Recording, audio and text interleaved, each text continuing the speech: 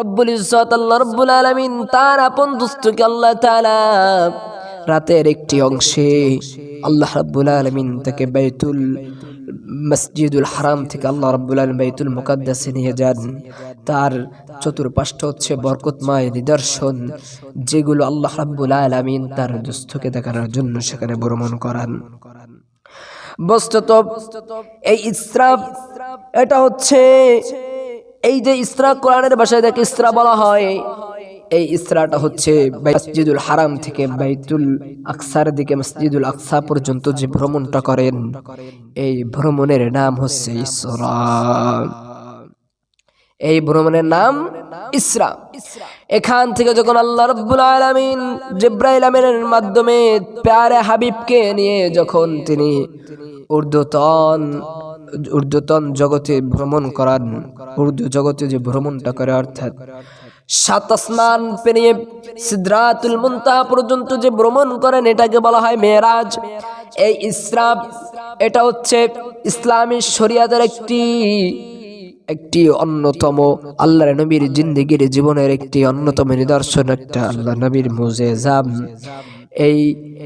এটাকে বিশ্বাস করা, এই মসজিদুল আকসা থেকে মসজিদ মুকাদ্দাস পর্যন্ত ভ্রমণ করেন, যে মসজিদুল হারাম থেকে মসজিদুল আকসা পর্যন্ত যে ভ্রমণ করেন, এটাকে বিশ্বাস করা হচ্ছে ফরজ। এটার নাম বিশ্বাস করা ঈমান। এটাকে যদি কেউ অস্বীকার করে তাহলে সে কাফের হয়ে যাবে। কেন কাফের হবে?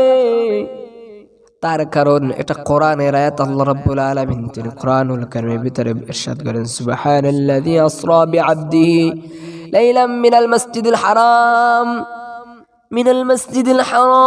ইলাল মাসজিদিল আকসাল্লাযী। আল্লাহ রাব্বুল আলামিন তার আপন বান্দাকে, তার দোস্তকে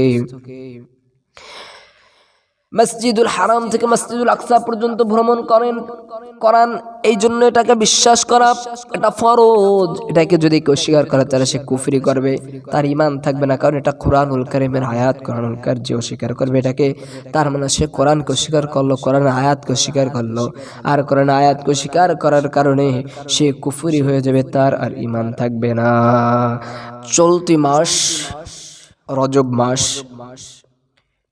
এই রজব মাস আল্লাহ রাব্বুল আলামিনের কোরআনুল কারীমে বর্ণিত 4টি মাসের ভিতর থেকে অন্যতম একটি সম্মানিত মাস।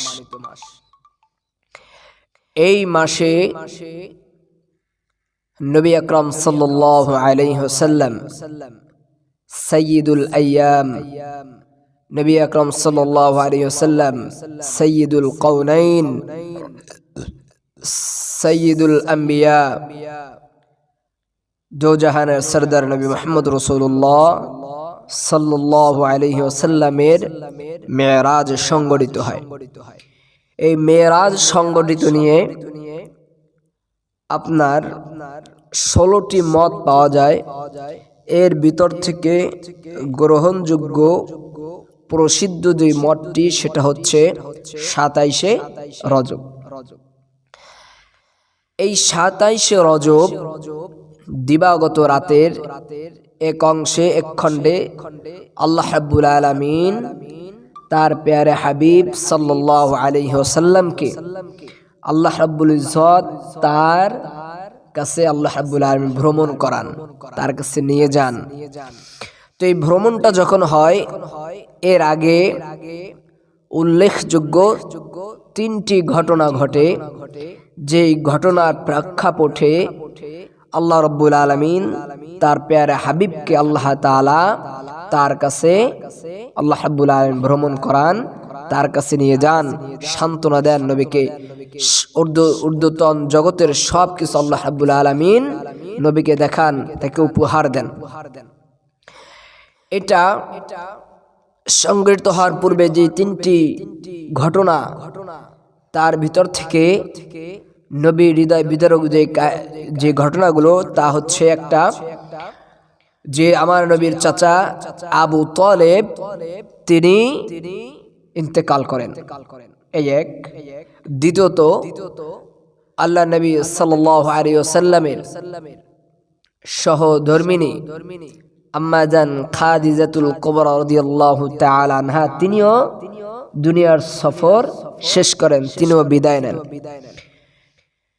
এরপরে কাফেররা নবীজি সাল্লাল্লাহু আলাইহি সাল্লামকে যে নির্যাতন করে, এই নির্যাতনে এই কষ্টে নবী যখন ব্যথিত, আমার নবী চাচ্ছিলেন যে তায়েববাসীরা নবীর যদি এই কথাগুলো শুনে, এই দাওয়াতের কাজগুলো যদি তারা গ্রহণ করে, তাহলে কিছুটা স্বস্তি তিনি পাবেন, সান্ত্বনা দিতে পারবেন এই দাওয়াতগুলো তাদের কাছে পৌঁছানোর ফলে। কিন্তু দেখা গেল তায়েববাসীও তারা তার দাওয়াত কবুল করল না, বরং আমার নবীকে নির্মম নির্যাতন করলেন। নবী যখন এই কষ্টগুলো পেলেন, কষ্টগুলো পাওয়াতে নবী হৃদয় কষ্টে ভরে গেল। আমার নবী সাল্লাল্লাহু আলাইহি সাল্লাম তিনি শুয়ে আছেন, তার চক্ষু দুটি তন্দ্রাচ্ছন্ন অবস্থায়, কিন্তু তার দিল ঘুমায় নাই। যেরকম আমরা অনেক সময় ঘুমিয়ে থাকি, আমার কান সজাগ থাকে, চোখ বন্ধ করলাম কিন্তু অন্তর সজাগ আছে, আমি বুঝতে পারি কে কি বলল, হ্যাঁ কেউ আসলে সেটা বোঝা যায়। এরকম অবস্থায় তখন রব্বুল ইজ্জত আল্লাহ রাব্বুল আলামিন তিনি হযরত জিবরাইল আমিন আলাইহিস সালাতু ওয়াস সালামের মাধ্যমে আমার নবীকে আল্লাহ রাব্বুল আলামিন তিনি জমজম কূপের কাছে নিয়ে যান। আল্লাহ রাব্বুল আলামিন তার ফেরেশতা জিবরাইল আমিনের মাধ্যমে আল্লাহ তাআলা তার দোস্ত প্যারা হাবিবকে আল্লাহ রাব্বুল আলামিন জিবরাইলের মাধ্যমে সেখান থেকে ঘুম থাকা অবস্থায়, তন্দ্রাচ্ছন্ন অবস্থায়, যখন এরকম অবস্থায় নবীকে নিয়ে জমজম কূপের কাছে জিবরাইল আমিনের মাধ্যমে জমজম কূপের কাছে নিয়ে যায়। সেখানে নেয়ার পরে একটি পেয়ালা আনা হলো, যেই পেয়ালাটা স্বর্ণের, এই পেয়ালার ভিতরে জমজম কূপের পানি, যে পেয়ালাটা ছিল ইমানে হিকমতে পরিপূর্ণ। এই পেয়ালা দিয়ে নবী মুহাম্মদুর রাসূলুল্লাহ সাল্লাল্লাহু আলাইহি ওয়া আলিহি ওয়াসাল্লামের কলব হৃদয়কে বের করে এই জমজমের পানি দ্বারা ধৌত করলেন। ধুয়ে আবার জিবরাইল আমিন স্বস্থানে স্থানান্তরিত করে দিলেন, সেখানে আবার বসিয়ে দিলেন। এর মাধ্যমে নবীজির কলব ইমানে হিকমতে পরিপূর্ণ হয়ে গেল। এরপর আল্লাহ রাব্বুল আলামিন জমজম কূপের থেকে আল্লাহ তাআলা জিবরাইল আমিনের মাধ্যমে বুরাকে করে এমন একটি প্রাণী, বুরাক এমন একটি সওয়ারি, যে সওয়ারিটা গাধার থেকে একটু বড়, ঘোড়ার থেকে ছোট, যার রং সাদা, যার গতি সীমা এরকম, যেরকম আমরা দুটি দৃষ্টি দ্বারা যতদূরে তাকাইলে আমার দৃষ্টি যত দূরে যায় তত দূর পর্যন্ত তার এক একটা কদম পরে, এরকম ক্ষিপ্র গতির একটি প্রাণী, যার নাম হচ্ছে বুরাক। এই বুরাকে করে নবী মুহাম্মদুর রাসূলুল্লাহ সাল্লাল্লাহু আলাইহি ওয়াসাল্লামকে আল্লাহ রাব্বুল আলামিন জিবরাইল আলাইহিস সালামের মাধ্যমে তিনি জমজম কূপের থেকে তিনি মুহূর্তের ভিতরে বাইতুল মুকাদ্দাসে আল্লাহ তাআলা নিয়ে যান। যেই কথা আল্লাহ রাব্বুল আলামিন কোরআনুল কারীমের ভিতরে উল্লেখ করেন, আল্লাহ রাব্বুল আলামিন তিনি বলেন, সুবহানাল্লাযী আসরা বিআবদিহি লাইলাম মিনাল মাসজিদিল হারাম ليلا من المسجد الحرام إلى المسجد الأقصى الذي باركنا حوله لنريه من آياتنا إنه هو السميع البصير। আল্লাহ তাআলা বলেন, পবিত্র সেই সত্তা, সুবহানাল্লাযী আসরা বিআবদিহি, পবিত্র সেই সত্তা যিনি নিজ বান্দাকে লাইলাম মিনাল মাসজিদিল হারাম ইলাল মাসজিদিল আকসা, যিনি নিজ বান্দাকে আপন বান্দাকে রাতের একটি অংশে মসজিদুল হারাম থেকে মসজিদুল আকসায় ভ্রমণ করান নিয়ে যান। আল্লাযী বারাকনা হাওলাহু লিনুরিয়াহু মিন আয়াতিনা, যার চারপাশকে আমি বরকতময় করেছি। বারাকনা হাওলাহু লিনুরিয়াহু মিন আয়াতিনা, তাকে আমার কিছু নিদর্শন দেখানোর জন্য। ইন্নাহু হুয়াস সামিউল বাসীর, নিশ্চয় তিনি সব কিছু শোনেন এবং জানেন। রব্বুল ইজ্জত আল্লাহ রব্বুল আলামিন তার আপন দোস্তকে আল্লাহ তাআলা রাতের একটি অংশে আল্লাহ রাব্বুল আলামিন তাকে বাইতুল মসজিদুল হারাম থেকে আল্লাহ রাব্বুল আলামিন বাইতুল মুকাদ্দাসে নিয়ে যান। তার চতুর্পাশটা হচ্ছে বরকতময় নিদর্শন, যেগুলো আল্লাহ রাব্বুল আলামিন তার দোস্তকে দেখানোর জন্য সেখানে ভ্রমণ করান। বস্তুত এই ইসরা, এটা হচ্ছে এই যে ইসরা, কোরআনের ভাষায় যাকে ইসরা বলা হয়, এই ইসরাটা হচ্ছে মসজিদুল হারাম থেকে বাইতুল আকসার দিকে মসজিদুল আকসা পর্যন্ত যে ভ্রমণটা করেন, এই ভ্রমণের নাম হচ্ছে ইসরা। এই ভ্রমণের নাম ইসরা। এখান থেকে যখন আল্লাহ রাব্বুল আলামিন জিবরাইল আমিনের মাধ্যমে প্যারে হাবিবকে নিয়ে যখন তিনি ঊর্ধ্বতন জগতে ভ্রমণ করান, উর্দু জগতে যে ভ্রমণটা করে, অর্থাৎ সাত আসমান পেরিয়ে সিদরাতুল মুনতাহা পর্যন্ত যে ভ্রমণ করেন, এটাকে বলা হয় মেরাজ। এই ইসরা, এটা হচ্ছে ইসলামী শরিয়াতের একটি অন্যতম আল্লাহর নবীর জিন্দেগির জীবনের একটি অন্যতম নিদর্শন, একটা আল্লাহ নবীর মুজিজা। এটাকে বিশ্বাস করা, এই মসজিদুল আকসা থেকে মুকাদ্দাস পর্যন্ত ভ্রমণ করেন, যে মসজিদুল হারাম থেকে মসজিদুল আকসা পর্যন্ত যে ভ্রমণ করেন, এটাকে বিশ্বাস করা হচ্ছে ফরজ। এটার নাম বিশ্বাস করা ঈমান। এটাকে যদি কেউ অস্বীকার করে, তাহলে সে কাফের হয়ে যাবে। কেন কাফের হবে? তার কারণ এটা কোরআনের আয়াত। আল্লাহ রাব্বুল আলামিন তিনি কোরআনুল কারীমের ভিতরে ইরশাদ করেন, সুবহানাল্লাযী আসরা বিআবদিহি লাইলাম মিনাল মাসজিদিল হারাম ইলাল মাসজিদিল আকসাল্লাযী। আল্লাহ রাব্বুল আলামিন তার আপন বান্দাকে, তার দোস্তকে মসজিদুল হারাম থেকে মসজিদুল আকসা পর্যন্ত ভ্রমণ করান। এই জন্য এটাকে বিশ্বাস করা এটা ফরজ। এটাকে যদি কেউ স্বীকার করে, তাহলে সে কুফরি করবে, তার ঈমান থাকবে না। কারণ এটা কোরআনুল কারীমের আয়াত। কোরআনুল কারীম যে স্বীকার করবে এটাকে, তার মানে সে কোরআনকে স্বীকার করলো, কোরআনের আয়াতকে স্বীকার করলো। আর কোরআনের আয়াতকে স্বীকার করার কারণে সে কুফরি হয়ে যাবে, তার আর ঈমান থাকবে না। আর মসজিদুল আকসা থেকে সিদরাতুল মুনতাহা পর্যন্ত এই যে সফর, এই যে ভ্রমণ, এটা হচ্ছে মেরাজ। এটাকে বিশ্বাস করা জরুরি। এটাকে যদি কেউ স্বীকার করে, তাহলে সে কুফরি করবে না, কিন্তু এটাকে স্বীকার করা যাবে না। এটাকে বিশ্বাস করা জরুরি। এটাকে বিশ্বাস করা কি জরুরি? তো আল্লাহ রাব্বুল আলামিন তার হাবিব মুহাম্মদ রাসূলুল্লাহ সাল্লাল্লাহু আলাইহি ওয়াসাল্লামকে আল্লাহ রাব্বুল আলামিন মসজিদুল হারাম থেকে মসজিদ আকসা পর্যন্ত ভ্রমণ করান। কোরআনুল কারীমের ভিতরে এই মেরাজের আলোচনা এসেছে। আল্লাহ রাব্বুল আলামিন সূরাতুন নাজমের ভিতরে উল্লেখ করেন। এই সূরাতুন নাজমের ভিতরে আল্লাহ রাব্বুল আলামিন এখানে মেরাজ সম্পর্কে যতটুকু বলেছেন, কোরআনের ভিতরে এই সংক্ষিপ্ত এতটুকুই মেরাজ সম্পর্কে আলোচনা এসেছে। বিস্তারিত আলোচনা এটা হাদিস দ্বারা পাওয়া যায়। আল্লাহ রাসূল সাল্লাল্লাহু আলাইহি ওয়াসাল্লাম সুন্নাহ এবং সিরাত দ্বারা এর বিস্তারিত সহিহ আলোচনাগুলো পাওয়া যায়।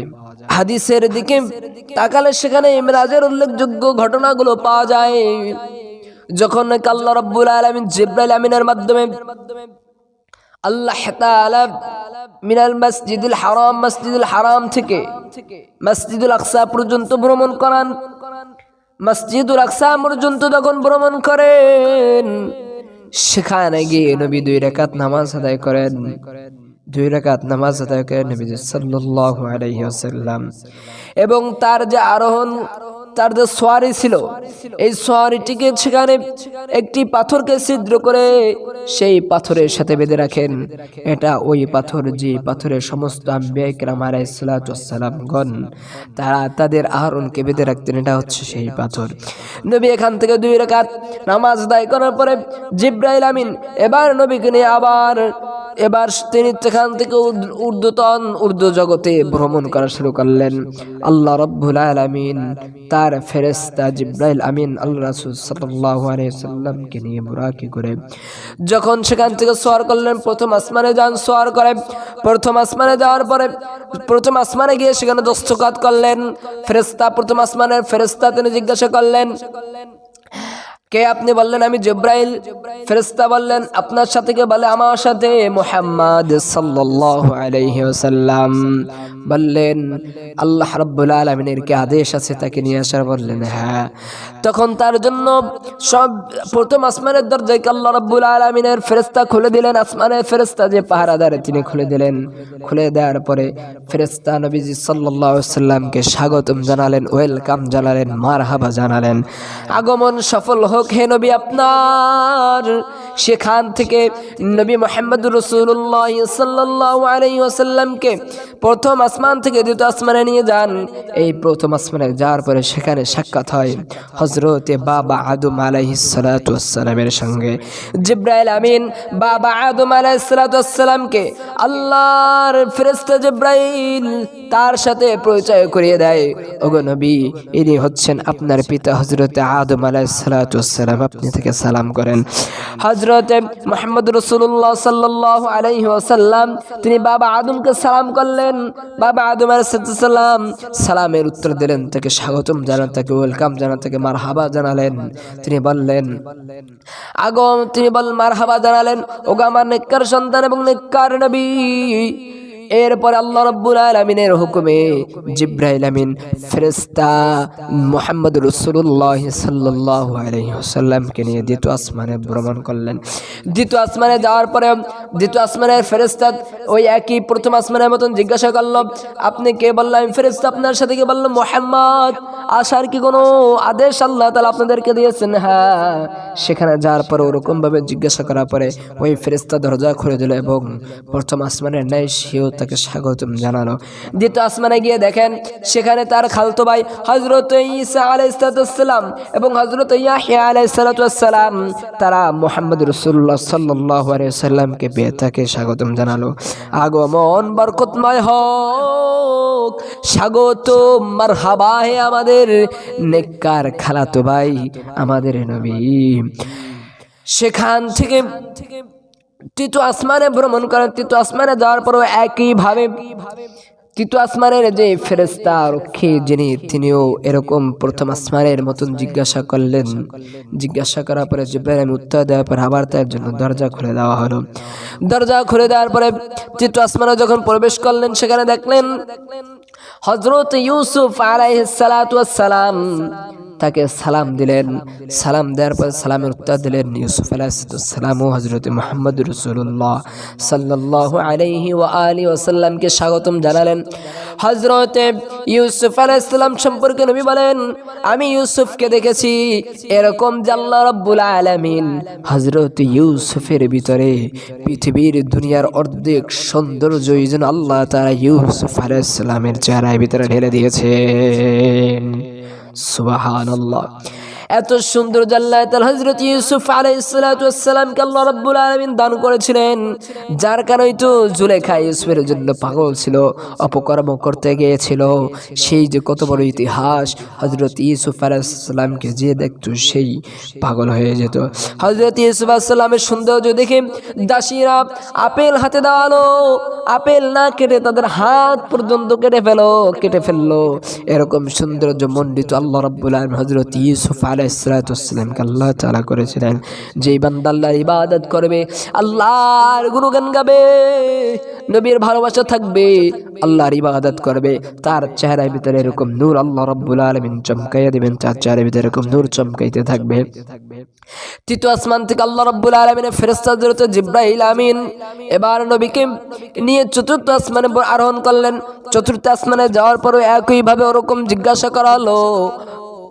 জিজ্ঞাসা করার পরে জিবরাইল আমিন উত্তরও দিলেন। এরপরে দরজাগুলো খুলে দেওয়া হলো। জিবরাইল আমিন নবী মুহাম্মদ রাসূলুল্লাহ সাল্লাল্লাহু আলাইহি ওয়াসাল্লামকে নিয়ে চতুর্থ আসমানে গেলেন। চতুর্থ আসমানে গিয়ে দেন সেখানে নবী হযরত ইদ্রিস আলাইহিস সালাম তাকে সালাম দিলেন। সালামের উত্তর দিল, তিনিও ওয়েলকাম জানালেন। চতুর্থ আসমান ভেদ করে পঞ্চম আসমানে গেলেন। পঞ্চম আসমানে গিয়ে দেন সেখানে হযরত হারুন আলাইহিস সালাম তিনিও তাকে মারহাবা জানালেন, ওয়েলকাম জানালেন। ষষ্ঠ আসমানে গেলেন। ষষ্ঠ আসমানে যাওয়ার পরে সেখানে গিয়ে দেখলেন হযরতে মুসা আলাইহিস সালাতু ওয়াসসালাম। ষষ্ঠ আসমানে হযরতে মুসা আলাইহিস সালাতু ওয়াসসালাম আল্লাহ রাসূল সাল্লাল্লাহু আলাইহি ওয়াসাল্লামকে খুব আপ্যায়ন করলেন, মারহাবা জানালেন, ওয়েলকাম জানালেন। ওয়েলকাম জানালেন, মারহাবা জানালেন নবী মুহাম্মদ রাসূলুল্লাহ সাল্লাল্লাহু আলাইহি ওয়াসাল্লামকে। হযরতে মুসা আলাইহিস সালামকে সালাম জানালেন, তিনি সালামের উত্তর দিলেন। ষষ্ঠ আসমান ভেদ করে সপ্তম আসমানে যাওয়ার পরে সেখানে দেখলেন হযরতে আদম আলাইহিস সালাতু ওয়াসসালাম। তিনিও নবীকে জিবরাইল আমিন বললেন, ইনি আপনার পিতা হযরতে আদম আলাইহিস সালাতু ওয়াসসালাম, আপনি তাকে সালাম করেন। দেখেন আল্লাহ রাসূল সাল্লাল্লাহু আলাইহি ওয়াসাল্লাম তার পিতার পরিচয় দিলেন, তিনি তাকে সালাম দিলেন। কিন্তু আমাদের সমাজে আমরা পিতাদেরকে মাতাদেরকে সালাম দেই না। আর আমাদের পিতা বোঝা গেল এখানে আমাদের যে আদি পিতা, আমাদের আদি পিতা হযরতে আদম আলাইহিস সালাম, আর জাতির পিতা হযরতে ইব্রাহিম আলাইহিস সালাম। কিন্তু এখন যে আমরা কত পিতা বানিয়ে নেই। আমার তো পিতা আছে, আমার জন্মদাতা পিতা, শ্বশুর পিতা, এর বাইরেও আমরা জাতীয় পিতা বানিয়ে নেই। যারা আওয়ামী লীগ করে তারা বলে আমাদের জাতির পিতা, আমাদের জাতির পিতা শেখ মুজিব। এখন আবার দেখা যায়, আমি আপনাদেরকে কটক্ষ করবো না ভাই, আপনারা হয়তো বুঝেন না, এই দিনের জ্ঞান নেই, আপনাদের বুঝেন না, সেজন্য বলি এটা নিতান্তই ভুল গুনাহের কারণ। এখন আবার দেখা যায় যারা বিএমপি করে তারা বলে তাদের জাতির পিতা জিয়াউর রহমান। এটা ভুল না, হতে পারে না। হ্যাঁ, তোমার পিতা যিনি, তিনি তোমার জন্মদাতা পিতা আর তোমার শ্বশুর আব্বা। এছাড়া আমাদের জাতির পিতা যে তিনি হচ্ছেন হযরতে আদম আলাইহিস সালাম, আর আদি পিতা হচ্ছেন হযরত ইব্রাহিম। হযরতে আদম আলাইহিস সালাম আদি পিতা, আর জাতির পিতা হযরতে ইব্রাহিম আলাইহিস সালাম। তাহলে আমরা আমাদের জাতির পিতা কে? হযরতে ইব্রাহিম, আর আদি পিতা কে? হযরতে আদম আলাইহিস সালাম। তাহলে এর বাইরে যদি কেউ আমাদেরকে জাতির পিতা অন্য কাউকে বানিয়ে দিতে চায় তাহলে সেটা আমরা মানব না, কখনোই মানতে পারবো না, কারণ এটা আমার ঈমান আমলের পরিচয়। এটা আল্লাহ রাব্বুল আলামিনের পক্ষ থেকে ঘোষণা, তিনি আমাদের আদি পিতা, তিনি আমাদের জাতির পিতা, আমরা তাদেরকেই মানবো। এছাড়া আমরা অন্য কাউকে জাতির পিতা হিসাবে মানতে পারবো না, মানবো না, কখনোই না ইনশাআল্লাহ। আল্লাহ রাব্বুল আলামিনের ফেরেশতা হযরত জিবরাইল আমিন পরিচয় করে দিলেন, ওগো নবী, ইনি আপনার জাতির পিতা হযরত আদম আলাইহিস সালাম, আপনি তাকে সালাম করেন। সালাম দিলেন, তিনিও তাকে স্বাগতম জানালেন, ওয়েলকাম জানালেন। সপ্তম আসমানের পরে আল্লাহ রাব্বুল আলামিনের ফেরেশতা জিবরাইল আমিন এবার নবীকে নিয়ে গেলেন সিদরাতুল মুনতাহা, সেই কুল বৃক্ষের নিকটে। আল্লাহ রাব্বুল আলামিনের আদেশে ফেরেশতা সেই কুল বৃক্ষের কাছে নিয়ে গেলেন। এমন একটা বৃক্ষ, যেই বৃক্ষের পাতাগুলো হচ্ছে হাতির যে কান আছে এই কানের মতন পাতাগুলো, আর এই ফলগুলো হচ্ছে, এর ফলগুলো হলো, এই কুল বৃক্ষের যে পাতাগুলো আছে এই পাতাগুলো হলো হাতির কানের মতন, আর এর ফলগুলো হচ্ছে মটকার মতন বড় বড়। জিবরাইল আমিন বললেন, ওগো নবী, এটা হচ্ছে সিদরাতুল মুনতাহা, এর ভিতরে 4টি নহর রয়েছে। দুটি নহর দৃশ্যমান আর দুটি হচ্ছে অদৃশ্য। নবী বলেন দৃশ্যমান দুটি কোথায় আর অদৃশ্যমান দুটি কোথায়? জিবরাইল বললেন ওগো নবী, দৃশ্যমান দুটি হচ্ছে দুনিয়ায়, একটা হচ্ছে নীল নদী আর একটা হচ্ছে ফোরাত নদী। এজন্যই তো নীল নদী এবং ফোরাত নদী যেদিন শুকিয়ে আসবে, কিয়ামত সংগঠিত হয়ে যাবে। কিয়ামতের আলামত নীল নদী ফুরিয়ে যাওয়া এবং ফোরাত নদী ফুরিয়ে দেওয়া। আর দুটো হচ্ছে অদৃশ্যমান। অদৃশ্যমান যে দুইটি নদী, এই দুইটি হচ্ছে জান্নাতের ভিতর আল্লাহ রাব্বুল আলামিন রেখেছেন। জান্নাতে গেলে সেখানে আমরা দেখতে পারবো আল্লাহ রাব্বুল আলামিনের ফেরেশতা জিবরাইল আমিন।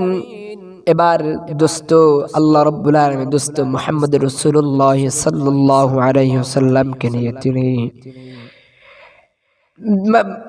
সিদরাতুল মুনতাহা থেকে চলে আসতেছেন। আসার সময় হযরতে মুসা আলাইহিস সালাতু ওয়াস সালামের সঙ্গে দেখা হয়ে গেল। হযরতে মুসা আলাইহিস সালাতু ওয়াস সালাম দেখে তিনি বললেন ওগো নবী মুহাম্মদ, আপনি আপনার উম্মতের জন্য কি উপহার কি উপঢৌকন নিয়ে এসেছেন? নবী বললেন আমি আমার উম্মতের জন্য নামাজ উপহার নিয়ে এসেছি।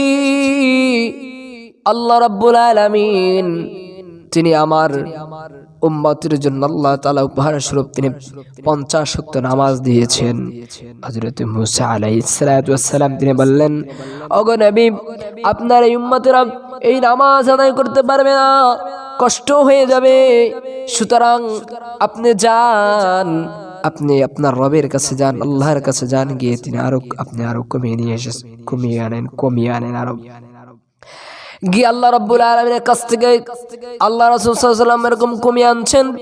এরকম নবী মুসা এবং আল্লাহ তাআলার মাঝে যাতায়াত করতেছিল, আসা যাওয়া চলতেছিল। হযরতে জিবরাইল আলাইহিস সালাম নবী মুহাম্মদ রাসূলুল্লাহ সাল্লাল্লাহু আলাইহি ওয়াসাল্লামকে এরকম নিয়ে আসা করতেছিলেন। আল্লাহ রাসূল সাল্লাল্লাহু আলাইহি ওয়াসাল্লাম একবার আল্লাহর কাছে যায়, আবার নবী মুসার কাছে আসে, নবী মুসা আবার পাঠিয়ে দেয়। এরকম আসতে যাইতে 50 ওয়াক্তের জায়গায় আল্লাহ রাব্বুল আলামিন 5 ওয়াক্ত নামাজ দিয়ে বললেন ওগো মুহাম্মদ, এই নিন আপনার উম্মতের জন্য উপঢৌকন। তারা যদি 1 ওয়াক্ত নামাজ আদায় করে তারা 10 ওয়াক্ত নামাজের সওয়াব পাবে। এরকম যদি তারা 5 ওয়াক্ত নামাজ আদায় করে দৈনন্দিন, রব্বুল আলামিন আল্লাহ এই 5 ওয়াক্ত নামাজে প্রতি ওয়াক্তে আল্লাহ রাব্বুল আলামিন 10 ওয়াক্ত নামাজের সওয়াব দিবেন। তাহলে বোঝা যায় 5 10 গুণ দেওয়া হয়, 5 10 কে 50। 1 ওয়াক্ত আদায় করলে আল্লাহ 50 ওয়াক্ত, এরকম 5 ওয়াক্ত আদায় করলে আল্লাহ 50 ওয়াক্তের সওয়াব দিয়ে দিবেন। 50 ওয়াক্ত তোমার পড়া লাগবে না, দৈনন্দিন তুমি 5 ওয়াক্ত নামাজ আদায় করলে ওই যে 50 ওয়াক্ত আল্লাহ তাআলা প্রথমে দিয়েছিলেন, ওই 50 ওয়াক্ত নামাজের সওয়াব তুমি পেয়ে যাবে। সুবহানাল্লাহ, 50 ওয়াক্ত নামাজের সওয়াব তুমি পেয়ে যাবে। এখান থেকে আল্লাহ রাসূল সাল্লাল্লাহু আলাইহি ওয়াসাল্লাম যখন ফিরে আসেন, আবার নবী মুসা আলাইহিস সালাতু ওয়াস সালামের সাথে দেখা হলো। মুসা আলাইহিস সালাতু ওয়াস সালাম বললেন ওগো নবী, আপনি আবার আল্লাহর কাছে যান, কমিয়ে নিয়ে আসেন। এবার আল্লাহ রাসূল বলেন ওগো মুসা, আমার যাইতে আল্লাহর কাছে লজ্জা করে, আমি আর পারবো না যাইতে। মুসা বললেন ওগো নবী, আমি জানি বনি ইসরাইলদের সম্পর্কে, আমি জানি তারা কেমন, আপনার উম্মতরা পালন করতে পারবে না। নবী মুসা যে বলেছে ঠিক, দেখেন এখন আমাদের মসজিদগুলোতে আজান হয়ে যায় কিন্তু মুসল্লি পাওয়া যায় না। এই মসজিদে আজান হয়ে যায়, 5 ওয়াক্ত নামাজের ভিতরে কতটাই গ্যাপ, কতটা সময় রয়েছে। দুনিয়া কামানোর জন্য আল্লাহ তাআলা আপনাকে দিয়ে দিয়েছেন। যদি 50 ওয়াক্ত নামাজ আল্লাহ তাআলা ফরজি করে দিতেন, ওরকম ভাবে বাধ্যতামূলক করে দিতেন, তোমার তো কামাই করা দূরের কথা, তোমার প্রস্রাব করা জরুরত সারার মতন সময়টুকু তুমি পাইতে না।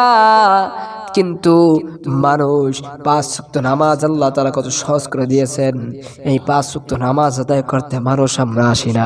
যে উপঢৌকন আল্লাহ তাআলা আমাদেরকে দিয়েছেন এই নামাজ, 1 ওয়াক্ত আদায় করলে 10 ওয়াক্ত সমান, দৈনন্দিন 5 ওয়াক্ত আদায় করলে আল্লাহ তাআলা 50 ওয়াক্তের সওয়াব আল্লাহ রাব্বুল আলামিন লিখে দেবেন। হযরতে মুসা আলাইহিস সালাম বলার পরে যে আল্লাহ রাসূল সাল্লাল্লাহু আলাইহি ওয়াসাল্লাম বললেন আমি আর যাইতে পারবো না, আমার লজ্জা করে গো মুসা।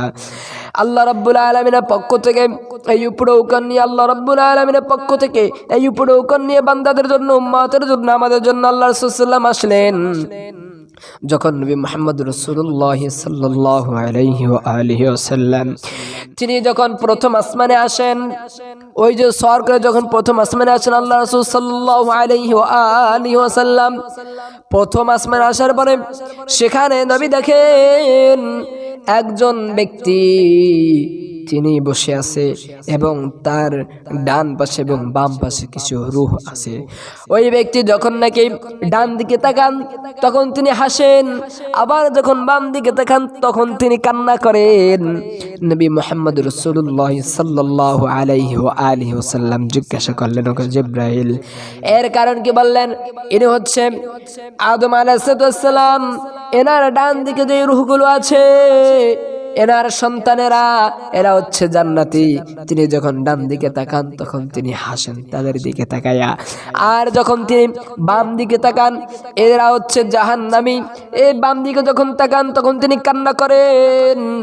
এই হচ্ছে হযরত আদম আলাইহিস সালাম, তার যে সন্তানরা যে রূহগুলো জান্নাতি তাদের দিকে তাকালে হাসেন, আর যে রূহগুলো জাহান্নামী বাম দিকে তাদের দিকে তাকালে তিনি কান্না করেন।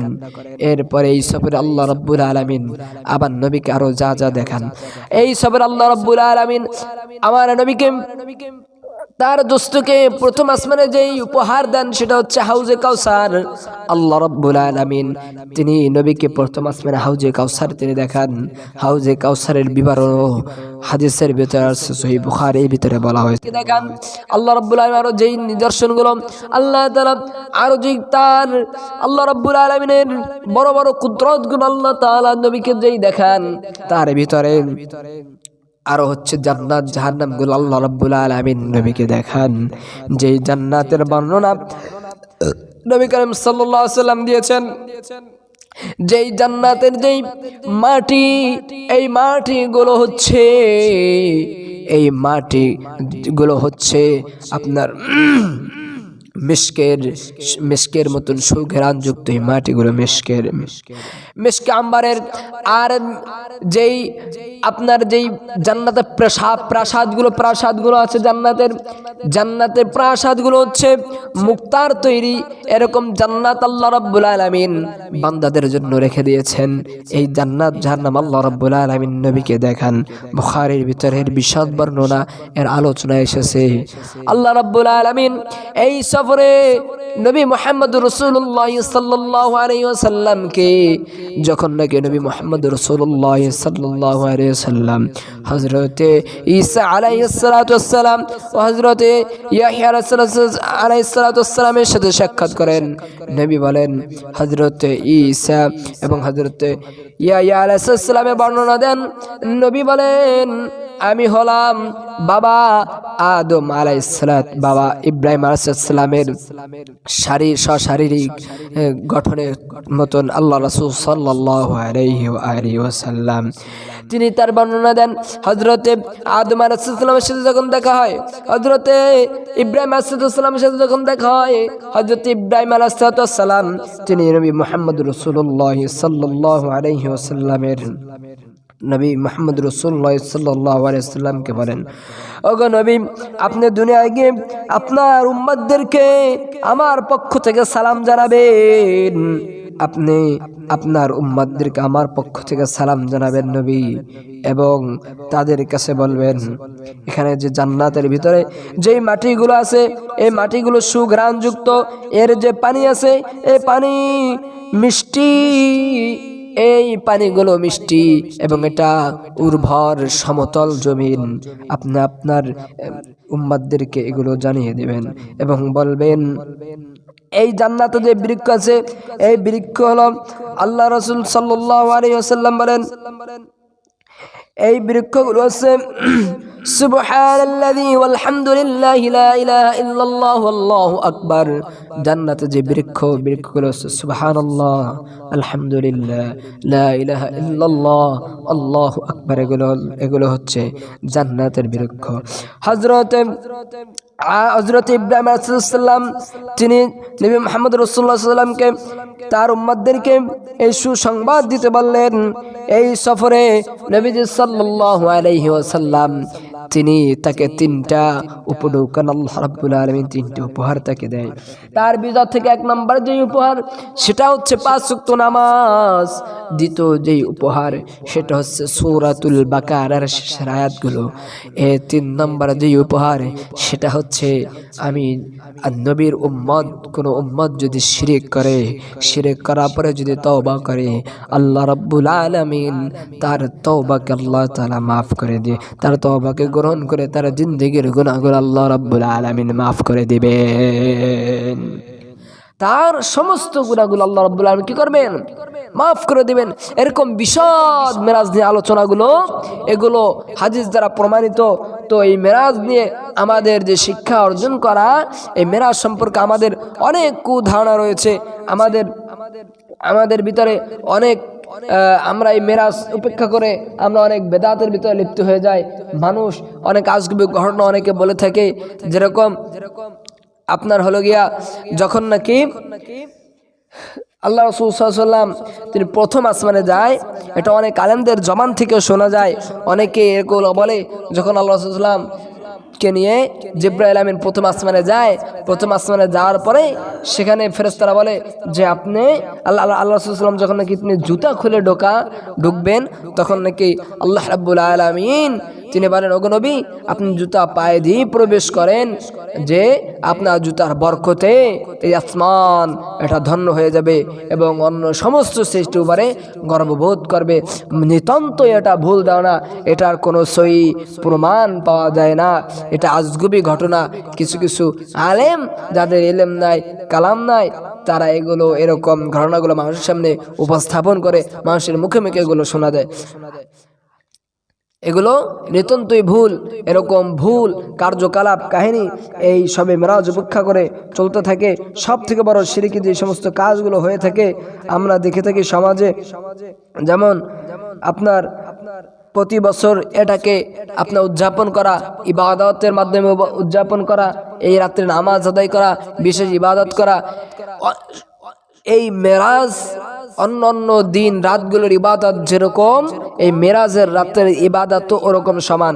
আল্লাহ রাব্বুল আলামিন তিনি যে রাতগুলোকে তিনি সম্মানিত করেছেন, কিছু কিছু রাত আল্লাহ রাব্বুল আলামিন তার নিদর্শন, তার বড় বড় অলৌকিক ঘটনা ঘটার মাধ্যমে সেই রাতগুলো বিশেষিত রাত যেগুলো হচ্ছিল গিয়ে যেমন লাইলাতুল কদর, লাইলাতুল বারাত, এই রাত্রগুলো। তাছাড়া মেরাজের রাত্র এটা কোনো বিশেষায়িত এরকম রাত্র নয় যে এই রাত্রে আপনার ইবাদত বন্দেগী করতে হবে। অনেকে রোজা রাখে, এই রোজা রাখা এরকমভাবে প্রতি বছর এই রাত্রটাকে ইবাদতের রাত্র মনে করা, এই সব কাজগুলো কি বেরাত। এগুলো করলে তো কোনো গুনাহ হবে না, এগুলো করলে তো কোনো সওয়াব হবে না, বরং আরো গুনার ভাগীদার হবেন। যেরকম আমরা করে থাকি প্রতি বছর এটিকে একবার করে উদযাপন করা, এটাকে স্মরণ করা, এটিকে লাইলাতুল কদর বা লাইলাতুল বারাতের মতো মহিমান্বিত ও ফজিলতপূর্ণ রাত মনে করা, এগুলো বেদাত, এগুলো গুনাহ। এরপরে এ তারিখের দিনের বেলা রোজা রাখে অনেক জায়গায়, হ্যাঁ এগুলো করা হয়। এরপরে আপনি চলে গিয়ে রাতে ইবাদত বন্দেগীর জন্য অন্য রাতের চেয়ে বেশি বেশি এরকম ইবাদত বন্দেগী করা, অর্থাৎ যেমন আপনার 26, 27 আপনার হলো গিয়ে 25, 26 তারিখে অন্য রাত্র যেগুলো আছে এই রাত্রগুলোতে ইবাদত না করা, এই রাত্রে থেকে থেকে ইবাদত বন্দেগী করা, এগুলো করা কি? এগুলো করা বেদাত। এই বেদাত করা যাবে না। তারপরে এই রাতে অনেকে বিশেষ নামাজ আছে, অনেকে জিজ্ঞেস করে হুজুর এই নামাজ আছে, নামাজের রাত্র সবাই বলে, কি বলে? নামাজের রাত, মেরাজের রাত, মেরাজের নামাজ। কি এর মেরাজের নামাজ? কোনো নামাজ নাই। দেখেন এরপরে আরো আছে, যেমন এই রাতে মসজিদে জামায়াত হওয়া, হ্যাঁ এর হাত উপেক্ষা করে মসজিদে ওয়াজ মাহফিল আয়োজন করা, এগুলো কুমিল্লাতে বেশি দেখা যায়, হ্যাঁ ওদিকে দেখা যায় এরা পালন করে। তারপরে মিষ্টি জিলাপি বিতরণের আয়োজন করা, ভালো খাবার দাবার ব্যবস্থা করা, এই সবগুলো করা, এগুলো শরীয়ত সম্মত নয়। নবীজি সাল্লাল্লাহু আলাইহি ওয়াসাল্লাম তার হিজরতের পরে তার এই মেরাজ সংগঠিত হয়। নবী করিম সাল্লাল্লাহু আলাইহি ওয়াসাল্লাম তার মেরাজ সংগঠিত হওয়ার পরে নবী 18 বছর পর্যন্ত তিনি বেঁচে ছিলেন। এই 18 বছরের জিন্দেগিতে নবী আমার কখনোই তিনি এই মেরাজের রাত্র উপেক্ষা করে তিনি কি করেন নাই, তিনি কোনো ইবাদত বন্দেগী করেন নাই, তিনি কোনো এরকম বিশেষ আমল করেন নাই, তিনি রোজা রাখেন নাই, সহি কোনো হাদিস দ্বারা ইহা প্রমাণিত নাই, পাবেন না। এরপরে আপনার নবী চলে যাওয়ার পরে সাহাবায়ে কেরাম রাদিয়াল্লাহু তাআলা আনহুমগণ তারা 100 বছর বেঁচে ছিলেন, তারা পর্যন্ত কোনো ইবাদত করে নাই, তারা এই মেরাজ পালন করে নাই, তারা রোজা রাখে নাই, তারা বিশেষ করে নামাজ পড়ে নাই। কিন্তু আমাদের সমাজে কি করে, এগুলো পালন করে থাকি। তাহলে এগুলো কি করা যাবে না, আমাদের পালন করা যাবে না, এগুলো করলে বেদাত হবে। দেখেন স্পষ্ট হাদিসের ভিতরে আসছে, আল্লাহ রাসূল সাল্লাল্লাহু আলাইহি ওয়াসাল্লাম বলেন, মান আহাদাসা ফি আমরিনা হাযা মা লাইসা ফি ফাহুয়া রাদ্দুন। নবী বলেন যে এমন কিছু যা আমাদের শরীয়তে সংযুক্ত নয়, ইহা যদি কেউ আমাদের শরীয়তে সংযুক্ত করতে চায়, অনুপ্রবেশ করায়, তাহলে তা প্রত্যাখ্যান করা হবে।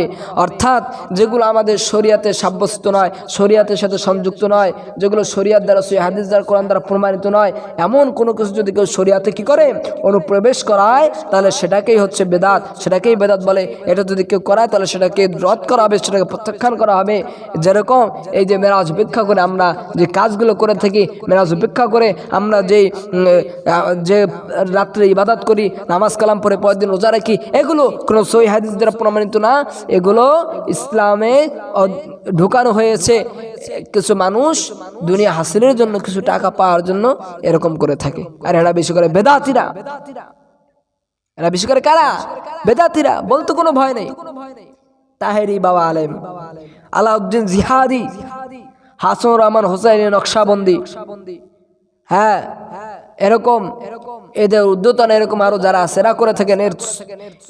এর একটাও দেখবেন সহিহ হাদিস দ্বারা প্রমাণিত নেই। এজন্য এই সমস্ত পালন করা থেকে আমরা কি করব, হেফাজত থাকবো। বেদাত করবেন আপনার দিল মরে যাবে, বেদাত করবেন আপনি আস্তে আস্তে ধ্বংসের অতলে চলে যাবেন। এই জন্য বেদাত মুক্ত ইবাদত করার জন্য চেষ্টা করবেন। আল্লাহ রাব্বুল আলামিনের কাছে বেশি বেশি দোয়া করবেন, বেদাত করা যাবে না। আল্লাহ রাব্বুল আলামিন আমাদেরকে এই মেরাজের সহি বুঝে এই মেরাজকে আপনাকে ইসরা বিশ্বাস করতে হবে। মেরাজ হয়েছে এটাকে বিশ্বাস করতে হবে, ইসরা হয়েছে এটা কি বিশ্বাস করতে হবে। বিশ্বাস না করলে আপনার ঈমান থাকবে না, এটাকে বিশ্বাস করবেন। এর থেকে আপনি শিক্ষা অর্জন করবেন। এর থেকে আল্লাহ রাব্বুল আলামিন যে আমাদেরকে তার নবীর মাধ্যমে যে উপহারগুলো আমাকে দিয়েছেন, মেরাজের যে কাহিনীগুলো ঘটেছে, এগুলো থেকে আমাদের শিক্ষা অর্জন করতে হবে। আমরা নামাজ পেয়েছি, এই নামাজ ঈমানের পরস্ত হচ্ছে নামাজ। এই নামাজ আল্লাহ তাআলা আমাদেরকে দিয়েছে, মেরাজ থেকে আল্লাহ তাআলা আমাদের জন্য নামাজ নিয়ে এসেছেন। এই নামাজ আমাদেরকে আঁকড়ে ধরতে হবে। আপনি নামাজ আদায় করেন, আপনি গুনার কাজ থেকে ফিরে থাকেন। শুধু এই নয়, রব্বুল ইজ্জত জিবরাইল আমিনের মাধ্যমে যখন নবী মুহাম্মদুর রাসূলুল্লাহ সাল্লাল্লাহু আলাইহি ওয়া আলিহি ওয়াসাল্লাম যখন বাইতুল মুকাদ্দাস থেকে আল্লাহ রাব্বুল আলামিন তার ফেরেশতা জিবরাইলের মাধ্যমে যখন উর্দু জগতে ভ্রমণ করাবেন, তখন 2 রাকাত নামাজ পড়লেন। সেখানে গিয়ে নামাজের পরে যখন উর্দু জগতে ভ্রমণ করবে, তখন তার সামনে 2টা পেয়ালা রাখা হলো। একটা পেয়ালার ভিতরে সর্বধন্য, আর একটা পেয়ালার ভিতরে হচ্ছে দুধ। শরাবের পেয়ালা আর একটা হচ্ছে দুধের পেয়ালা। নবী তিনি দুধের পেয়ালাটাকে গ্রহণ করলেন। বুখারীর ভিতরে আসছে, জিবরাইল আমিন বললেন, ওকে নবী, আপনি যদি শরাবের পেয়ালা গ্রহণ করতেন তাহলে আপনার উম্মতেরা বিভ্রান্তর ভিতরে পড়ে যেত। সুতরাং আপনি ঠিক কাজ করেছেন, দুধের পেয়ালা আপনি গ্রহণ করেছেন। এই মেরাজ যখন ভ্রমণ করেন, মেরাজ সফরকালীন অবস্থায় নবী মুহাম্মদ রাসূলুল্লাহ সাল্লাল্লাহু আলাইহি ওয়া আলিহি ওয়াসাল্লাম দেখলেন একদল মানুষ, তাদের হাতের নখগুলো এরকম বড় বড়। এই নখের দ্বারা তারা তাদের মুখে এবং তাদের বুকের উপর আসর করতেছে। জিবরাইল বললেন, ওগো আল্লাহ রাসূল বললেন, ওগো জিবরাইল, এর কারণ কি? জিবরাইল আমিন বললেন, ওগো নবী, এই সমস্ত লোক হচ্ছে তারা নিজেদের গোশত খাচ্ছে। তার কারণটা কি? বললে, এরা হচ্ছে ওই সমস্ত লোক যারা দুনিয়ায় গীবত শিকায়ত করত, মানুষের পরনিন্দা করে বেড়াতো, মানুষের দোষ গুণগুলো মানুষের এগুলো গিয়ে বেড়াতো। এরা হচ্ছে ওই সমস্ত লোক, তারা নিজেদের গোশত খায়। সুতরাং এগুলো করার কারণে এখন তাদের এই শাস্তি। এরপরে নবী করিম সাল্লাল্লাহু আলাইহি ওয়াসাল্লাম তিনি এই সবর অবস্থা আরো দেখলেন একদল মানুষ তাদের আল্লাহ রাব্বুল আলামিন এর ফেরেশতারা এরকম আগুনের কাছি দ্বারা তাদের জিহ্বাকে কেড়ে দিচ্ছে। রাসূলুল্লাহ সাল্লাল্লাহু আলাইহি ওয়াসাল্লাম জিজ্ঞাসা করলেন, ওগো জিবরাইলের কারণ কি? আল্লাহ রাসূল সাল্লাল্লাহু আলাইহি ওয়াসাল্লামের ফেরেশতা, আল্লাহ রাব্বুল আলামিনের ফেরেশতা জিবরাইল আমিন তিনি বললেন, ওগো আল্লাহর রাসূল, এই হচ্ছে ওই সমস্ত লোক যারা দুনিয়ার বুকে বড় বড় ওয়াজ করত। আমাদের ভিতরে অনেক আলেম আমরা আছি, ওয়াজ করি, একটা বিষয় নিয়ে ওয়াজ করি, একটা আমলের কথা বলি, কিন্তু নিজে আমল করি না। আমার জন্য শিক্ষা, সমস্ত আলেমদের জন্য শিক্ষা, যারা দ্বীনি কাজ করে তাদের জন্য শিক্ষা। একজনকে আমি দিনের দাওয়াত দেব, সেখানে আমাকে ওই দিনের কাজ, ওই আমলটা আমাকেও করতে হবে। আমি নিজে করলাম না, কিন্তু আমি অন্যকে আমলের প্রতি তাগিদ দিলাম, তাহলে কিয়ামতের ময়দানে রব্বুল আলামিন এরকম আগুনের কাছি দ্বারা জিহ্বাকে কেটে দিবে। এই শিক্ষাগুলো আমাদেরকে অর্জন করতে হবে মেরাজ থেকে। এই শিক্ষাগুলো, এইগুলো জেনে আমাদের এগুলো আমল করতে হবে, এর বাইরে অন্য কোনো কাজ নাই। আমাদেরকে আমল করতে হবে, যেইটা বলবো, যাকে উপদেশ দেবো, ওইটা নিজে পালন করব। দ্বিতীয়ত গুনাহ ছেড়ে দিতে হবে, আমাদেরকে গুনাহ করা যাবে না। আল্লাহ রাব্বুল আলামিন আমাদেরকে নামাজ দিয়েছেন, এই নামাজ আমাদেরকে আদায় করতে হবে। কারণ কিয়ামতের ময়দানে সর্বপ্রথম বান্দার কাছে আল্লাহ তাআলা নামাজের হিসাব নেবে। আউয়ালু মা ইউহাসাবু বিল আবদু ইয়াওমাল কিয়ামাতিস সালাত। কিয়ামতের ময়দানে রব্বুল আলামিন বান্দার কাছে সর্বপ্রথম নামাজের হিসাব নেবে। ঈমানের পরের স্তর হচ্ছে নামাজ, ইসলামের স্তম্ভ হচ্ছে পাঁচটির ভিতর থেকে দ্বিতীয় স্তম্ভ হচ্ছে নামাজ। এই নামাজ আপনাকে আদায় করতে হবে, নামাজ ছাড়া যাবে না, এই শিক্ষা অর্জন করতে হবে। এরপরে এই গুনাহ কাজ ছেড়ে দিতে হবে, এগুলো থেকে আপনাকে বিরত থাকতে হবে, এই শিক্ষাগুলো অর্জন করতে হবে, এর বাইরে আর কোনো কাজ নাই। এজন্য আপনি মেরাজ উপলক্ষে কোনো আয়োজন করবেন না, মেরাজ উপলক্ষে কোনো বিশেষ কোনো ইবাদত নাই, মেরাজ উপলক্ষে পরদিন কোনো রোজাও নাই। এই মেরাজের রাত্রে আপনি যে ইবাদত করলে যে বহু সওয়াব হবে এমন না, অন্য অন্য রাত্রে ইবাদত করলে যে সবগুলো হয়, এই রাত্রে ইবাদত করলেও একই সওয়াব হবে। সুতরাং বোঝা যায় এই রাত্র উপেক্ষা করে আমরা ভুল যে কাজগুলো করে থাকি, যে কাজগুলো কথা উল্লেখ করলাম, এই কাজগুলো আমাদের করা যাবে না। আল্লাহ রাব্বুল আলামিন আমাদের সকলকে বেদাত মুক্ত ইবাদত করার তৌফিক দান করুক। যে আলোচনাগুলো করলাম এখান থেকে আল্লাহ তাআলা আমাকে শিক্ষা অর্জন করার তৌফিক দান করুক। আমাদের সকলকে আল্লাহ রাব্বুল আলামিন তিনি আমল করার তৌফিক দান করুক। আল্লাহ রাব্বুল আলামিন আমাদের সকলকে এক হয়ে দ্বীনের খিদমত করার তৌফিক দান করুক। আমিন। ওয়া মা আলাইনা ইল্লাল বালাগ।